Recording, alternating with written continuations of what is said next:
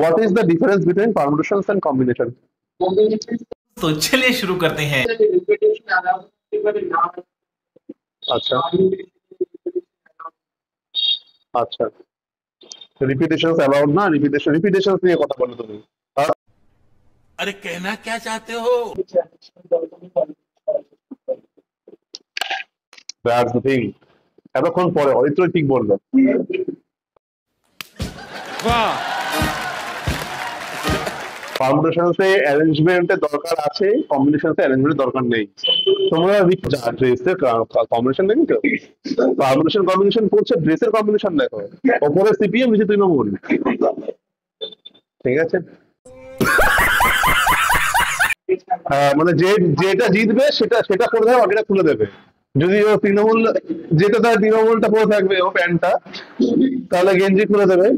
বাচ্চা যদি সিপিএম জিতে যায় তাহলে গেঞ্জি থাকবে, বাকিটা থাকবে। गजब बेइज्जती है।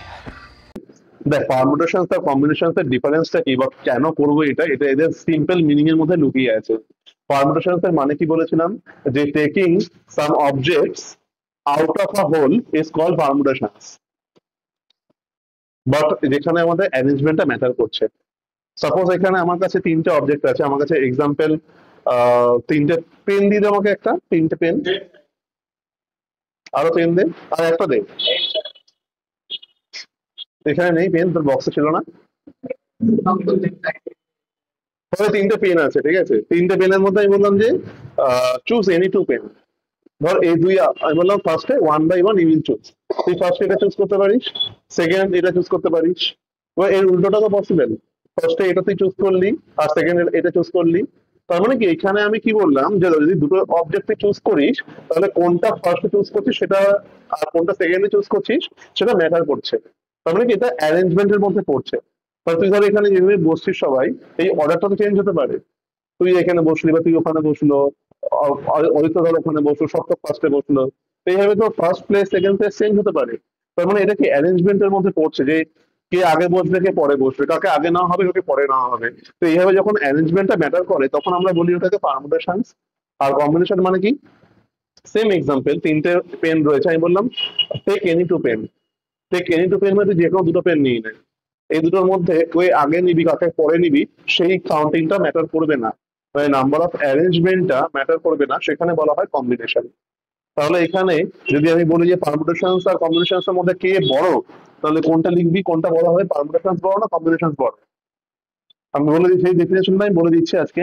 পারমুটেশনস মানে কি ছিল, এনপিআর। এনপিআর মানে out of N objects R objects can be arranged in NPR ways. আর এটাকে যদি এক্সপ্যান্ড করা হয়, এটার ফরম্যাটটা হচ্ছে N factorial divide by N minus R factorial. N আর আর এর যে ডিফারেন্সটা সেটা এখানে বসে গেল, ঠিক আছে?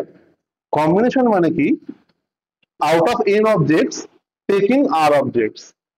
এই কথাগুলো ভালো করে শুনবি, বলছি আমি। পারমুটেশনস এর ডেফিনেশনটা কি বললাম আবার বলছি শোন, যে পারমুটেশনস মানে হচ্ছে গিয়ে taking r arranging r objects out of N objects. মানে অ্যারেঞ্জিং মানে কি, আগে তো ওগুলো নেবো আমরা, আমরা চুজ করলাম আর অবজেক্টস, দেন ওই আর অবজেক্টটাকে আমরা অ্যারেঞ্জ করবো কত ওয়েতে, that is permutations. And combination মানে হচ্ছে just choosing r objects out of N objects. কি বললাম, choosing r objects out of N objects, that's choosing. যেখানে কে আগে কে পরে সেটা হবেই না, এটা ম্যাটার করবে না। তো সেটা ক্যালকুলেশন তোমার হবে এন ফ্যাক্টোরিয়াল থাকছে ওপরে divide by n minus r factorial ছিল তো p permutations A, that will be also there, n minus r factorial will be also there। এটা তো হয়ে গেল, সাথে একটা এক্সট্রা থাকবে যেটা কিনা r factorial নরমালি। এটা হলো কি পারমুটেশন, সেটা কম্বিনেশন। তাহলে এই দুটোর মধ্যে কোনটা বড় হয় বেশি, which one is the larger for the same number of objects, which one will be the larger? Permutation is the larger, the reason is that the denominator is higher in heavier in combination, যেখানে denominator